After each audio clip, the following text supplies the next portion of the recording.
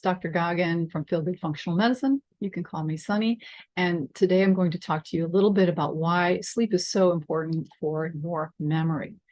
You guys, one of the most fundamental things that sleep does for us is it helps us solidify and consolidate memories. Okay, so if you're having any issues with brain function, post-it note syndrome is one of those things, or if you're having to write everything down, I'm talking to you because this is one of the critical parts of the RECODE protocol, which I've talked about on other videos.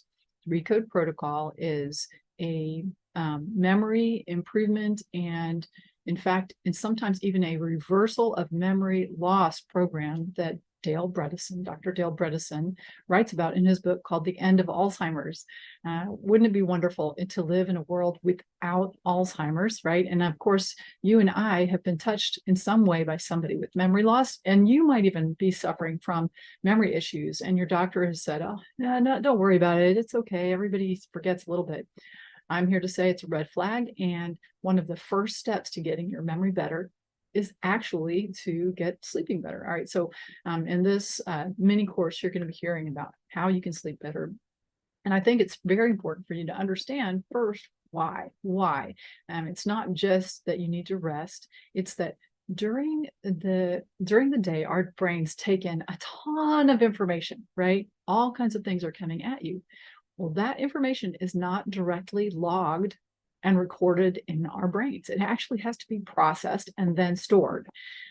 Many of these steps happen while you go to sleep. Bits and pieces of information get reviewed, some get tossed out, some get integrated, and they're eventually transformed from those short-term memories into a more secure long-term memory. It's a process called consolidation, right? Too little or disrupted sleep has profound implication on so many aspects of how your brain works, like your ability to learn, your ability to focus throughout the day, your ability to form memories, and engage in effective decision making. So all the things your brain does, it does better when you get good sleep.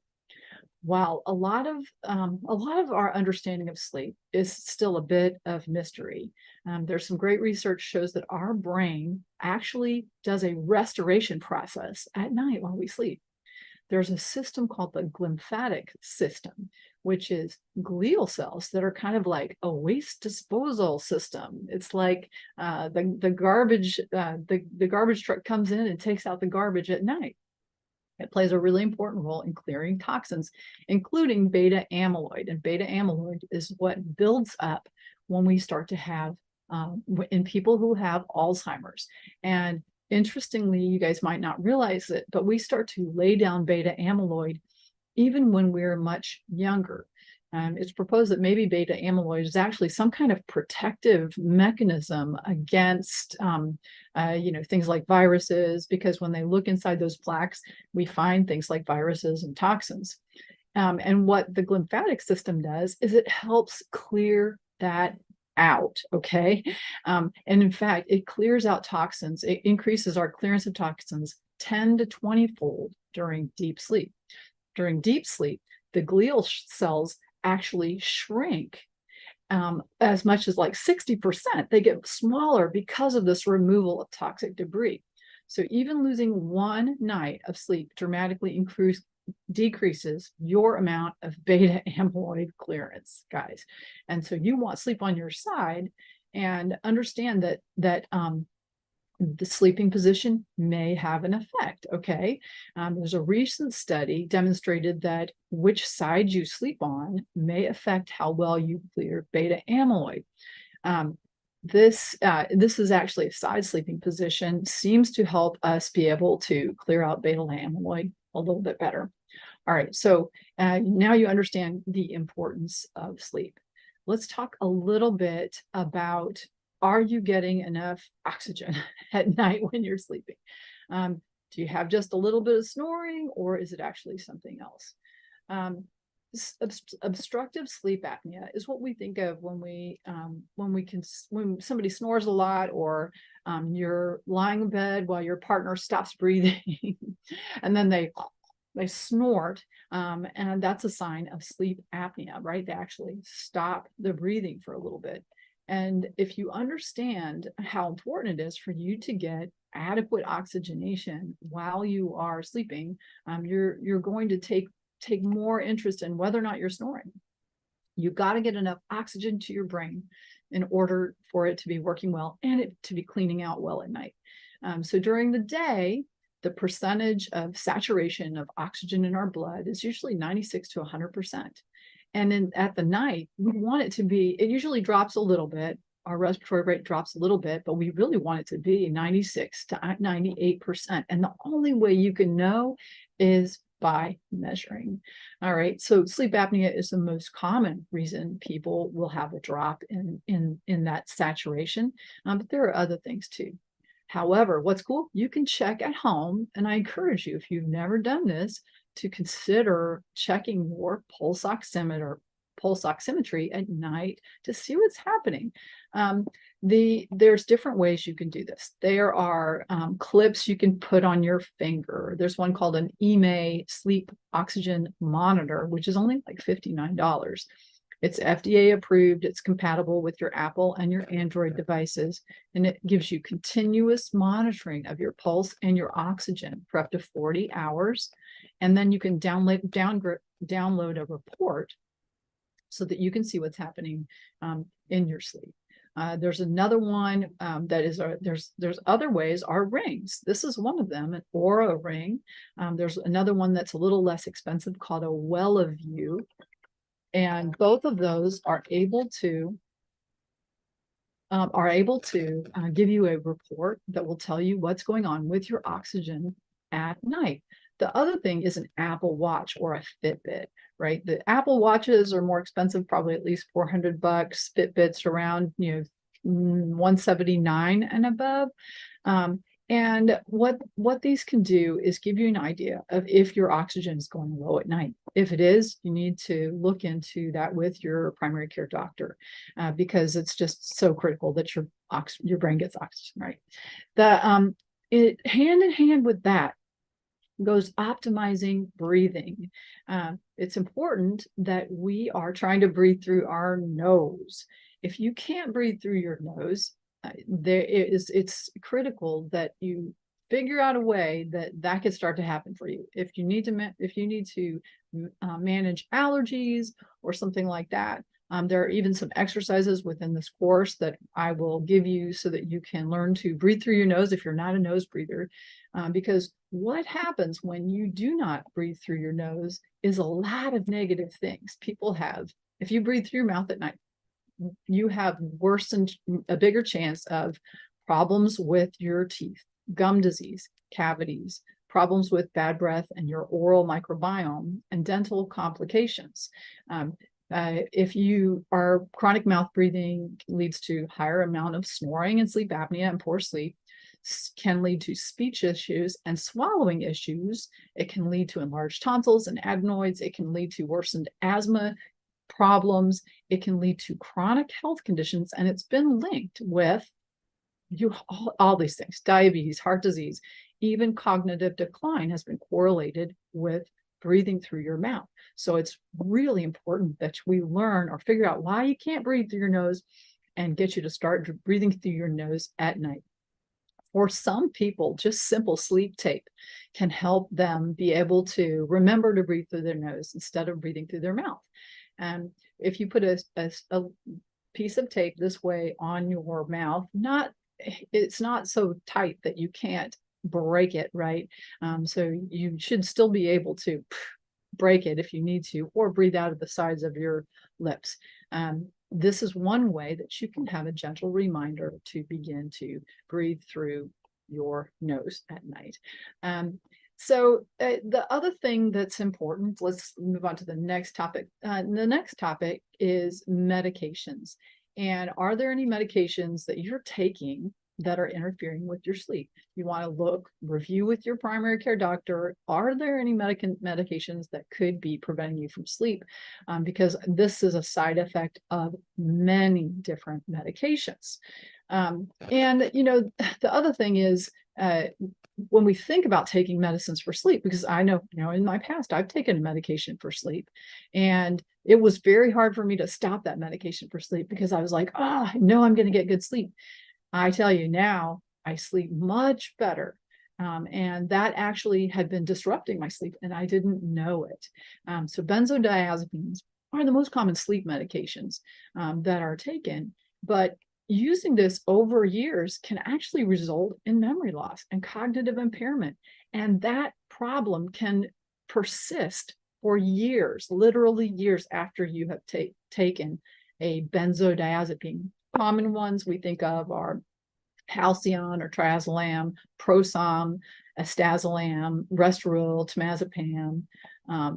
So these different common prescription sleep medications can actually cause cognitive problems. Okay, so we'd love to avoid those if possible. There also are non-benzodiazepine sleep medications, and some people take antihistamines over the counter in order to try and sleep, like Benadryl. However, what we know about these medications and memory is that anticholinergic medications are associated with an increased risk of dementia. The effect is worse the longer you have used it, right? And so when we think of now these kind of medications, Ambien, Zolpidem, Lunesta, ezapicolone, Sonata, which is Zaleplon, and then Benadryl, Tylenol PM, Advil PM. Now, so these are things you really want to avoid if possible. And then look in your medicine cabinet. Many times we'll reach for over-the-counter medications and find that they, in fact, can disrupt sleep. Decongestants and cold medications can disrupt sleep. They often have things like Sudafed or phenylephrine. And cough suppressants and expectorants. A lot of these will have alcohol or caffeine, which also interferes with your sleep cycle. They've been found that non-steroidals, especially when combined with caffeine, and sometimes that caffeine is in there, will disrupt sleep patterns. So you just want to be cognizant that things that you're taking can possibly interfere. And the last bit that I'd like is to talk about some supplements that people might consider taking for sleep. Okay. Let me pull my. All right. So what are the common supplements that people try for sleep, and do they make sense? Could they help you? Okay. The first one I think of is magnesium. You guys, a lot of people are deficient in magnesium. Also, all of this, it's important that you discuss with your primary caregiver about anytime you add a supplement, is make sure it agrees with you. And this is not to be construed right now as medical advice. This is just my thoughts, okay? I see a lot of people with magnesium deficiency. Magnesium also can help with sleep. Magnesium itself has sedative properties, and it's really important for so many processes in the body. I feel like it's a very safe place to start. Of course, you want to talk with your doc, but magnesium threonate has actually been shown to also help cognition. So interestingly, if you're going to take it before bed, magnesium's been shown to decrease your circulating cortisol, which is your stress hormone. It's been shown to improve melatonin production and improve sleep quality. So magnesium, pretty safe bet, is something to give a try. Now, many people who are awake at night are having that impulse to stay awake because they have cortisol that's elevated, and they can have racing thoughts, that sort of thing. Ashwagandha is a stress relieving adaptogen, and ashwagandha is something that might be worth trying if you're feeling like I can't stop my mind from racing. And it has even been shown to improve memory in people with mild cognitive impairment. So this might be something worth trying. It's an adaptogen, and it is relatively safe. It reduces stress and has shown to improve sleep. Other supplements that you might consider trying. Well, there's another one that does double duty too, Bacopa monnieri. It's another adaptogen that actually increases acetylcholine and can improve cognitive performance. So this one's particularly helpful for people who are having trouble sleeping because of stress. Okay. Now, this is one of those that can have a paradoxical effect. All right. So that means when you try it, you want to track whether it helps or not. Okay. That means like Benadryl. I remember once we gave one of our children some Benadryl and it made them just boing, boing, boing, boing, just really get energized. So just you want to follow what kind of result you have if you try Bacopa monnieri and how it works for you. Start with a low dose, like 100 milligrams. If you're going to, make sure you talk with your doc about it.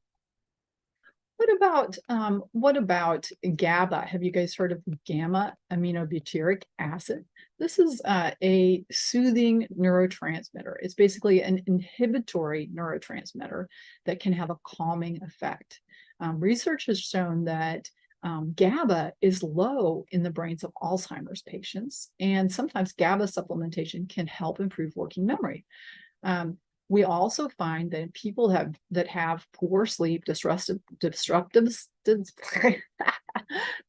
sleep and insomnia also are low in GABA. So this might be something to consider trying. I think it's important that if you're going to try these, you start with just one, right? No, you shouldn't add them all. Start with one and see how it helps. Many times we find people do need more than one thing for optimization. So you can carefully layer these, and there are supplements that have a bunch of these in them, okay? The next is L-theanine. L-theanine is just an amino acid. It's kind of protein, the tiniest bit of protein. And it can improve sleep quality when used as a supplement. We also find that L-theanine can help with attention and focus and reaction times. And it also has been linked with improved immunity, a normalization or a lowering of the blood pressure. And make sure that if you do decide to experiment a little with L-theanine, use it in supplement form rather than the caffeine, because it comes in tea. L-theanine is in tea, rather than using caffeinated tea, because that might counteract the calming effect. The other thing, all of you probably heard about melatonin. Melatonin is one of the primary antioxidants in the body, and it decreases as we get older.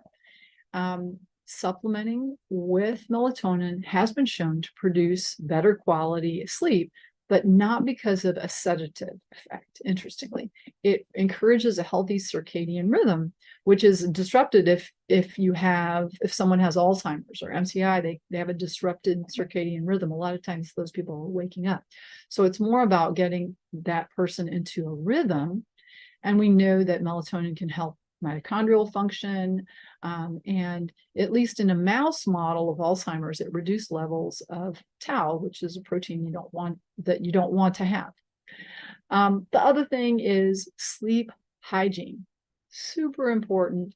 And if you want to dive deeper into a sleep hygiene course and also go through a month-long sleep course, which I suggest everybody work on their sleep until it is easy to go to sleep and you wake up feeling well rested, because it's so important for long-term brain health. Within the Energy for Life membership, if right now you're going through the recode portion of the program, you can go ahead and enter into that sleep course, which is a deeper dive into how to get you to sleep better. It's so important. That's why when we look at those recode graphics, their logo is on a bed for the recode protocol. All right, you guys, I hope this has been helpful. And if you're interested, if you're watching this video, you happened to come across it on YouTube, and you're interested in a sleep course right now, I do have a special going for those who are interested in really walking the walk and changing their life with by going through some DIY courses. I have an Energy for Life membership that people can access. If you send me an email, clinic@feelgoodfunctionalmed.com, I will tell you how you can access that if you're interested in. Right now, I'm just starting this community, and I want to encourage you, if you are curious about functional medicine. I have a lot of courses that I'm going to be basically gifting people to give them a deep dive into functional medicine and healing. And I would encourage you to reach out so I can let you know how you can be part of that membership. All right, you guys, I hope you have an incredible day. I hope you find deep sleep tonight, and that you have tons of joy today. All right, guys, I'll see you on the next one.